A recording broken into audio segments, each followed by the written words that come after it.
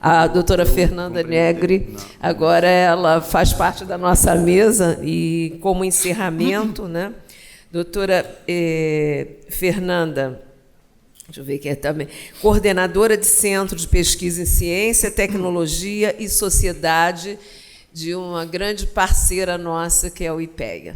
Muito bem-vinda, Fernanda. Bom dia a todos, eu prometo ser rápida, que eu imagino que todo mundo está com um pouquinho de fome. Obrigada, Tânia, pelo convite, a Tânia, meu colega Férez, lá do IPEA, pelo convite para estar aqui com vocês hoje. Eu vou falar um pouquinho sobre novas tecnologias na saúde e, de cara, já vou pedir desculpas para as médicas, médicos e os profissionais de saúde que estão aqui se eu der alguma escorregada nos conceitos médicos, como economista. Eu sou tradicionalmente uma economista da área de ciência e tecnologia e a gente tem estudado bastante nos últimos tempos lá no IPEA as novas tecnologias aplicadas ao setor de saúde, e é sobre isso que eu vou tentar falar um pouquinho com vocês agora. Bom, antes de mais nada, só uma coisa mais geral de o que a gente precisa para inovar, para produzir novas tecnologias. Basicamente, para você ser mais inovador para um país, ser mais inovador, uma sociedade ser mais inovadora, você precisa de 3 coisas. E aí, dentro dessas 3 coisas, você pode desdobrar em várias, mas são 3 grupos de fatores que são relevantes. Você precisa de gente inteligente, gente bem qualificada, pesquisadores, cientistas. Você precisa de infraestrutura, e aí eu estou falando de infraestrutura laboratorial, infraestrutura de pesquisa, laboratórios, centros de pesquisa, público ou privados, enfim. Para que essas pessoas inteligentes possam desenvolver suas pesquisas e produzir conhecimento novo, e você precisa de um ambiente favorável, um ambiente econômico favorável, menos burocrático, mais aberto do que a economia brasileira, um ambiente onde você possa, onde não tenha tantas barreiras à entrada, onde você possa criar novos produtos e novas empresas possam entrar no mercado competindo com as empresas estabelecidas, enfim. E um ambiente que favoreça a inovação. Então, basicamente, no Brasil, a gente tem milhares de desafios nessas 3 grupos de fatores, mas esses 3 grupos de fatores é importante para a gente ter em conta quando a gente pensa em inovação. São esses 3 grupos de fatores também que são relevantes para você inovar na área da saúde, só que com algumas peculiaridades que a área da saúde tem que diferencia em relação aos demais. E aí eu gostaria de falar um pouquinho dessas peculiaridades. O que diferencia, afinal, a inovação em saúde? Além de você precisar de gente, de infraestrutura e de um ambiente favorável, você também tem algumas peculiaridades, algumas características que são únicas. Primeiro, a inovação em saúde é talvez mais do que qualquer outro setor intensivo em ciência. Não é por acaso que todas as Big Pharmas têm centros de P&D instalados perto das grandes universidades mundiais. Então, se você vai lá para Boston, Cambridge, você vai ver o centro de P&D da Merck, da Novartis, da Sanofi, de todas as Big Pharmas têm lá seus centros de P&D. Por quê? Porque elas querem estar perto do que está sendo produzido em termos de conhecimento, porque elas querem estar acompanhando a ciência básica que vai dar suporte para a produção de de novos medicamentos e de novas terapias. Bom, e aí como é que fica o Brasil? A inovação em saúde é intensiva em ciência, e como é que nós estamos nesse aspecto? E aí eu selecionei alguns dados para vocês, que são das áreas científicas mais relacionadas à saúde. Tá? A primeira coluna tem a participação de cada uma dessas áreas nas publicações brasileiras, ou seja, do conhecimento dos artigos científicos que a gente produz no Brasil, qual que é a participação dessas áreas que são mais correlatas com a saúde. Mais da metade da produção científica brasileira está nessas áreas, mostrando que a gente tem uma massa crítica aqui no Brasil para produzir ciência na área da saúde. Tá? As 2 últimas colunas, uma é a participação da área nas publicações mundiais e a última é a participação do Brasil no mundo. A gente tem um conceito em economia que chama vantagens comparativas, que é aplicado originalmente no comércio internacional e que eu importei aqui para a bibliometria. Que diz mais ou menos o seguinte: se a tua participação, se você exporta mais de algum produto do que a sua média, do que a tua participação no comércio mundial daquele produto é maior do que a tua participação global no comércio mundial, significa que você tem alguma vantagem comparativa nesse produto. Importando isso para a bibliometria, o que a gente pode ver? O Brasil tem 1,8%, o Brasil participa com 1,8% das publicações, dos artigos científicos produzidos no mundo. E essa participação nas áreas da saúde é maior do que essa média com a qual o Brasil participa no mundo. Por exemplo, na área de bioquímica, genética, a gente participa com 2,2% das publicações mundiais. Na área de odontologia, que é classicamente uma área que o Brasil tem muita produção, 16% das publicações dos artigos científicos mundiais são produzidos por pesquisadores brasileiros.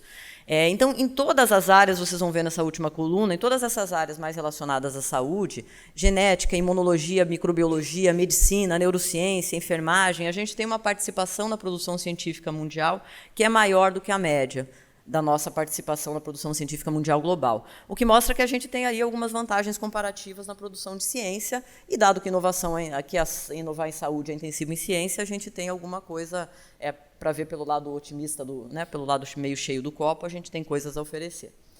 Uma segunda coisa que é importante saber é que não tem muito jeito, inovar em saúde custa muito caro.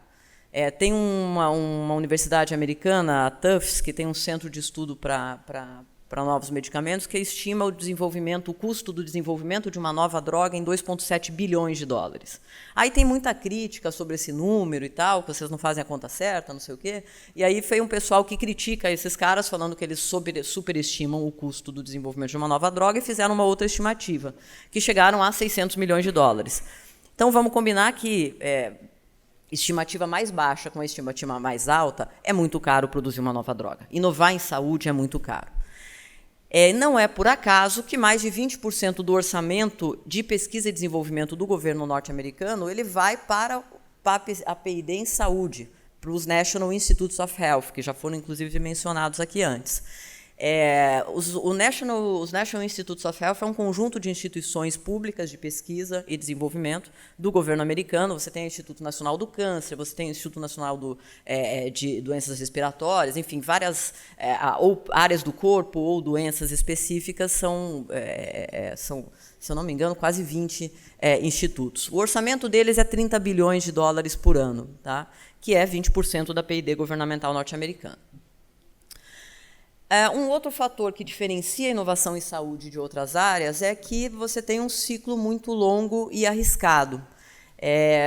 O FDA, que é a Anvisa norte-americana, a agência responsável por aprovar novas drogas, estima que só 6% das drogas que iniciam os testes clínicos elas chegam até o mercado.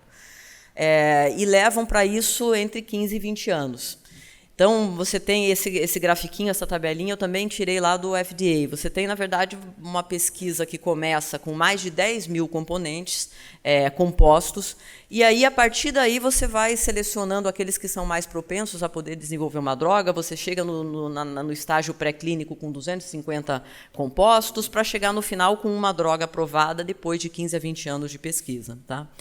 Um bom exemplo desse ciclo longo é o Captopril. Aqueles aqui que têm parentes ou sofrem de hipertensão sabem do que eu estou falando. É um remédio que controla a hipertensão. Ele foi desenvolvido a partir do veneno da jararaca. E o início do desenvolvimento do Captopril se deu na USP de Ribeirão Preto, aqui em Brasil. Foi o Sérgio Ferreira, que era orientando de uma pessoa lá que descobriu que o veneno da jararaca tinha efeitos hipotensivos. Isso foi, se eu não me engano, nos anos 40 ou 50. E aí, depois, esse orientando dele foi para Londres e tal, etc., fez o seu doutorado, pós-doutorado lá, e aí você foi desenvolvendo. E depois a Squibb, que foi a farmacêutica que desenvolveu o medicamento. Isso levou 40 anos para esse medicamento chegar ao mercado, a partir de uma ideia que surgiu aqui na USP Ribeirão. Então, é um ciclo longo, é um ciclo arriscado e é um processo muito caro. Tá? E uma outra característica muito relevante da inovação em saúde é que ela é intensiva em regulação, porque, afinal de contas, você está tratando com a saúde das pessoas, com o bem-estar das pessoas, você tem que ter um ambiente, obviamente, muito mais regulado do que outros setores. Tá? E aí, só para dar um exemplo da regulação, por exemplo, na pesquisa clínica, tem um dado aqui da participação brasileira nos testes clínicos mundiais. A gente ainda participa muito pouco do desenvolvimento de novas drogas, do desenvolvimento de tecnologias na saúde. E aí eu estou falando basicamente de novas drogas. Né? O Brasil participa com 1,4%, mais ou menos, dos testes clínicos mundiais, especialmente nas fases iniciais, que são as fases mais intensivas em conhecimento. Depois, quando você vai para as fases finais, que são aquelas fases onde você tem um número maior de pacientes e que você está testando a efetividade do medicamento, essa participação brasileira aumenta um pouco para 4,8%, mas ela ainda é muito pequena, se a gente quer produzir, de fato, inovação na área de saúde. Tá? Bom, e aí agora eu vou falar um pouquinho sobre quais as tendências tecnológicas que podem ser disruptivas na área de saúde. Tem muita coisa acontecendo na área de saúde, muita coisa que pode mudar a forma como a gente faz a atenção à saúde. Tem desde cirurgia robótica, big data, inteligência artificial. Eu vou focar em duas coisas só. Eu vou falar um pouco sobre que já foram também faladas aqui algumas vezes nas duas mesas que me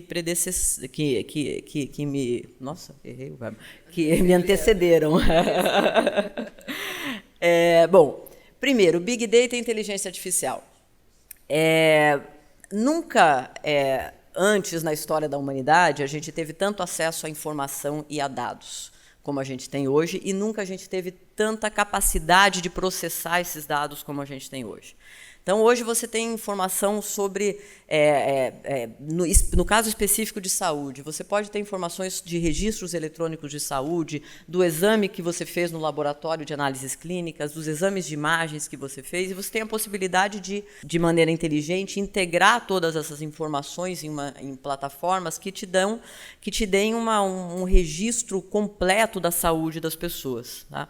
E nunca antes também a gente teve tanta possibilidade de processar esses dados. Então, a capacidade computacional cresceu muito nos últimos anos, e isso deu origem ao surgimento do que a gente chama de inteligência artificial, que basicamente usa uma quantidade enorme de dados para ensinar modelos computacionais a como reconhecer padrões.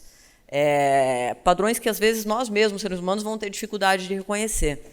Então, por exemplo, como é que a inteligência artificial reconhece a imagem de um gato ou de um cachorro? Você pega milhares de imagens de gatos e cachorros e fala, isso aqui é um gato, isso aqui é um cachorro, isso aqui é um gato, isso aqui é um cachorro. Ao final desse processo de ensinar o modelo, o computador, você tem o algoritmo, você vai ter o algoritmo reconhecendo o que é um gato, o que é um cachorro, sem que você tenha que dar nenhuma pista para ele. Porque ele reconhece padrões que nós mesmos, às vezes, não podemos reconhecer. Então, imagens borradas, que para a gente vai ser difícil, o computador vai conseguir reconhecer aquilo. Isso avançou muito graças ao quê? A possibilidade de você ter milhares de fotos de gatos e cachorros para mostrar para esse sistema, para que ele possa ser treinado. E é isso que acontece nas outras áreas também, e é isso que acontece também e pode acontecer na saúde. Tá? Então, você tem, além de prontuário eletrônico, no Brasil tem um dado do Ministério da Saúde, eu não sei até que ponto o prontuário eletrônico ele é de fato útil, no sentido de que ele tem uma chave única de acesso para os pacientes, para que você possa integrar com outras informações, até que ponto ele é completo, etc. e tal. Mas o último dado do Ministério da Saúde é que ele já alcança 57 milhões de usuários. A gente já falou aqui que a gente tem o maior sistema público de saúde do mundo, o SUS atende mais de 140 milhões de pessoas, isso é um grande ativo da economia brasileira no sentido de produzir informação e produzir tecnologias em saúde. E você tem o desenvolvimento de uma série de outros dispositivos, desde wearables, né, o relógio que vai medir teu batimento cardíaco, a tua pressão arterial, até os medidores de glicemia, etc. Todas essas informações são geradas eletronicamente e podem ser integradas nesses registros eletrônicos de saúde do paciente e podem ser utilizadas para melhorar o diagnóstico, melhorar o tratamento, para prevenir condições agudas de saúde. Né? E eu vou dar alguns exemplos disso aqui.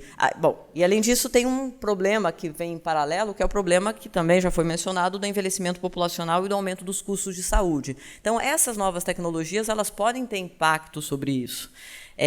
A gente vê ali nesse gráfico o gasto em saúde como proporção do PIB, ele saiu de 8,5% em 2000 para mais de 10% em 2016. Em países desenvolvidos, esse gasto é ainda maior, chega a 17% do PIB nos Estados Unidos, por exemplo. Então, essas novas tecnologias podem ser uma ferramenta, especialmente Big Data, inteligência artificial, para reduzir os custos dos sistemas de saúde. Tá? Você pode prevenir, ter modelos que tornem possível você antever condições agudas de saúde, tomar ações no sentido de prevenir aquelas condições. Você pode reduzir os custos, você pode melhorar a gestão dos serviços de saúde. Tem um exemplo que é um exemplo interessante do Albert Einstein, que eu assisti numa palestra em que eu fui junto com o presidente do Einstein, lá da Folha de São Paulo, lá na Folha de São Paulo, que ele disse que eles adotaram um algoritmo de inteligência artificial para otimizar o uso de leitos no hospital.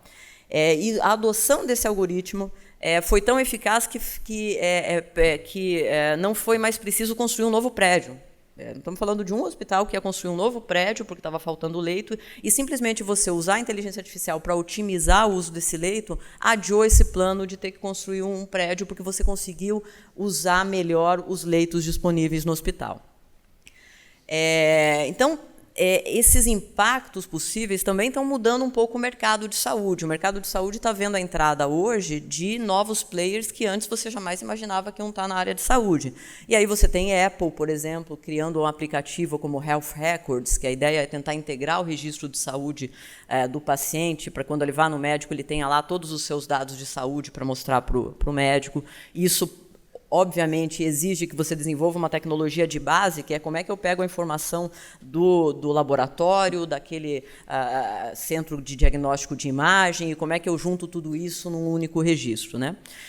Você tem a Google usando muito inteligência artificial em saúde. Então, a Google comprou duas startups, pelo menos, a Alphabet e a DeepMind, que trabalham na área de inteligência artificial, a DeepMind em vários setores, mas também em saúde.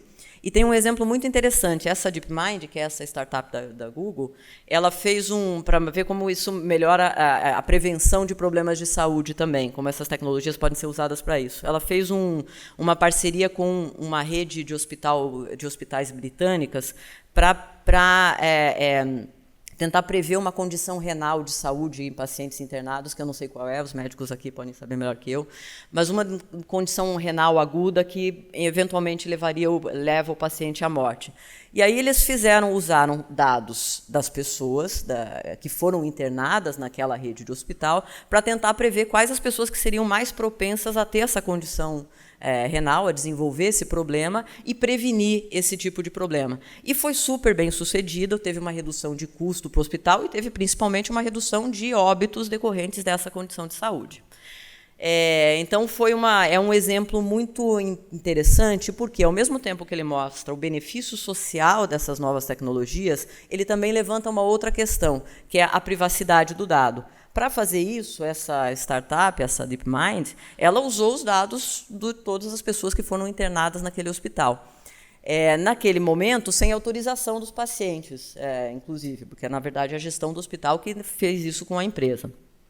A despeito do efeito social, obviamente, benéfico que você teve, porque você gerou uma tecnologia que reduziu mortes, você tem uma discussão, você teve uma enorme discussão na Inglaterra sobre, mas eu não quero que a pessoa tem que ter direito de decidir se quer que use os seus dados ou não. Então, tem uma discussão muito grande entre privacidade dos dados e benefícios sociais. Que eu acho que a gente tem que pensar no Brasil, porque a gente, no ano passado, aprovou a Lei Geral de Proteção a Dados Pessoais.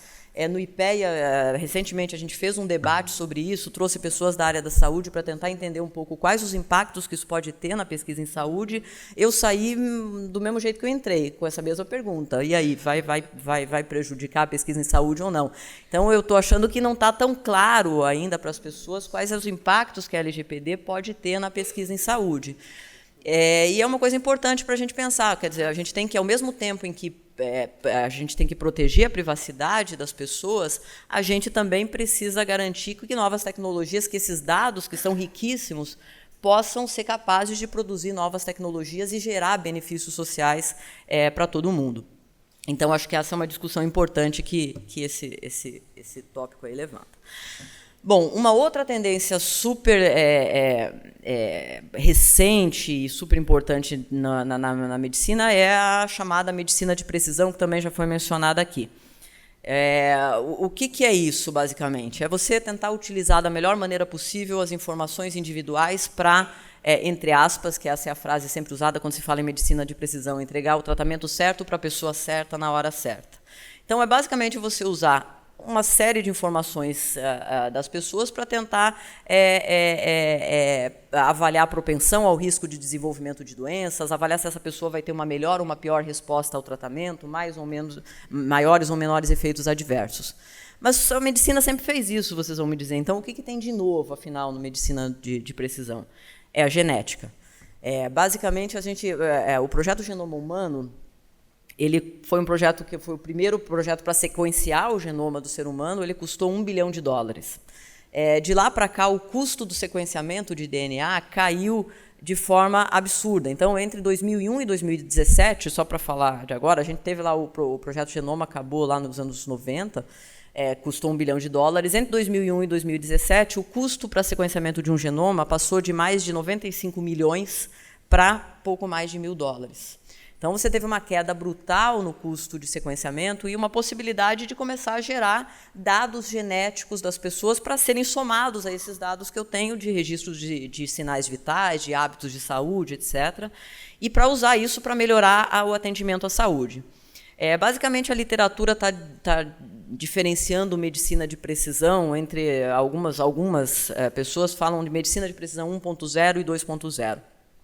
A 1.0 é essa, voltada mais para o diagnóstico, é usar testes genéticos e informações individuais em saúde para melhorar o diagnóstico, para antever o tratamento, para prever melhor quais vão ser os efeitos adversos, etc. Ela não tem um custo tão alto, no final das contas, e ela pode ajudar, inclusive, a planejar melhor os sistemas de saúde.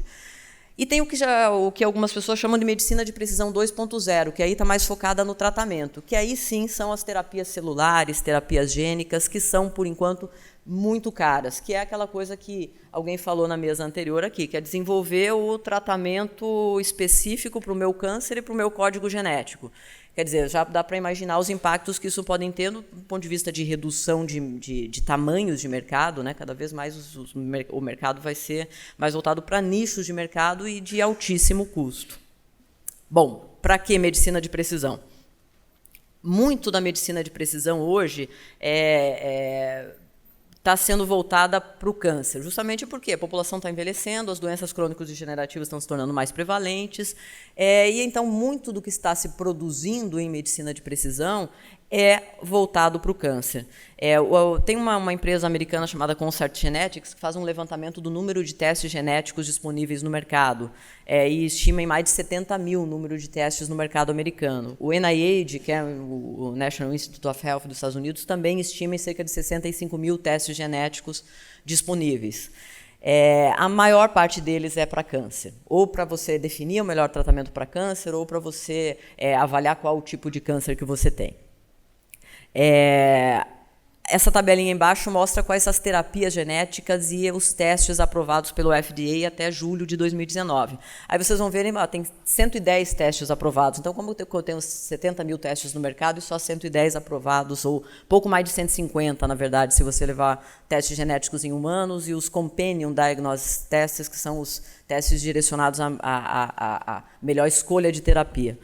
É porque você tem nesse número de 70 mil, cada empresa que oferece o mesmo teste conta como um, e o mesmo teste, quando é realizado junto com um outro teste genético, conta diferente. É um produto de teste genético diferente. Então, por exemplo, só o BRCA, que é um teste para detectar câncer de mama, ele tem mais de 400 registros nessa base da Concert Genetics. Ele é um teste aprovado pelo FDA, tá? Só para ter uma ideia do que a gente está falando.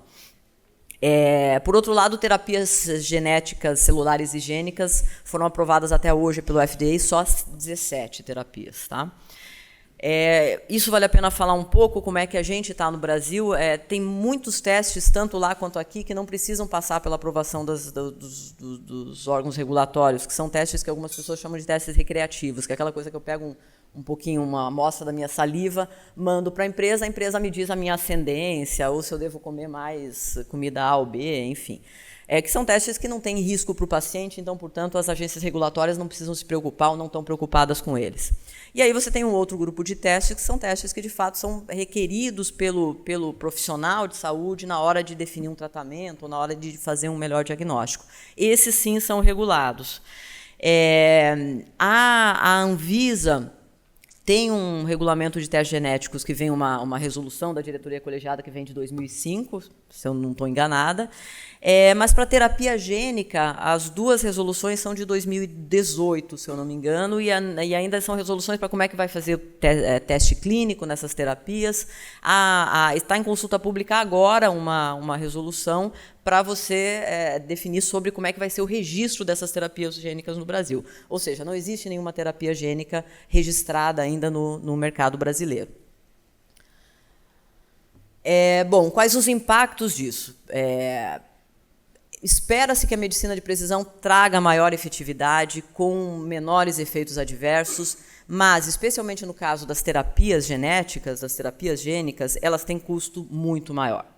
Esse custo é muito maior para o tratamento individual, mas se você levar em conta o custo-efetividade, quer dizer, o custo que eu tenho para tratar um paciente e qual que é a sobrevida que eu espero desse paciente, que é o custo por ano adicional de vida, algumas delas são efetivas. Então, ainda tem muita discussão na literatura, ainda tem uma carência muito grande de evidências, porque é uma tecnologia muito nova, mas o certo o custo é muito maior. Eu acho que recentemente vocês devem ter ouvido falar que a USP Ribeirão desenvolveu um tratamento genético lá na USP para tratar um paciente que estava em fase terminal de câncer, né? Eles desenvolveram esse tratamento, aparentemente o custo é de cerca de R$150 mil, que é muito mais barato do que terapias gênicas similares que existem no mercado internacional. Algumas delas estão aí, vocês podem ver o preço aí. A mais barata, que atende um número maior de pacientes, está na faixa de $400 mil. Então, na verdade, para você curar um paciente, custa $400 mil. Se isso for dar 1 ano de vida a mais para ele, pode não ser efetivo para um sistema de saúde incorporar. Mas se isso gerar 10 anos a mais de vida para ele, já começa a ser efetivo para ser incorporado dentro dos sistemas de saúde. Então, é esse tipo de conta que a gente vai ter que começar a fazer e que eu acho que o Brasil ainda está muito pouco atento. Eu acho que o setor privado brasileiro está muito mais atento para o que está acontecendo com Big Data, inteligência artificial e medicina de precisão do que o setor público brasileiro. E você tem um impacto que é um impacto importante e que eu, que sou uma pessoa que venho da área de tecnologia e pesquisa, acho que é relevante a gente levar em conta, que é a redução dos custos da PID. Porque aí você vai conseguir desenhar testes clínicos virtuais, quer dizer, usando ferramentas computacionais para você usar melhor os dados que você tem. Então, você pode reduzir o número de pacientes, fazer testes clínicos menores, fazendo uma pré-triagem com base em dados genéticos nas pessoas, para que as pessoas que vão para os testes clínicos sejam aquelas que, de fato, que sejam o foco daquele tratamento, enfim. Então, você tem alguns custos aí, alguns impactos que podem, inclusive, reduzir aquele preço lá, né? O custo, a inovação em saúde é muito cara, mas ela pode se tornar mais barata se a gente usar bem medicina de precisão e essas ferramentas de inteligência artificial e Big Data. Por fim, é isso. Essa última figurinha aqui é para a gente sempre lembrar que evidências científicas são relevantes e que a Terra não é plana. Obrigada. Obrigada, Fernanda. Obrigada, Fernanda.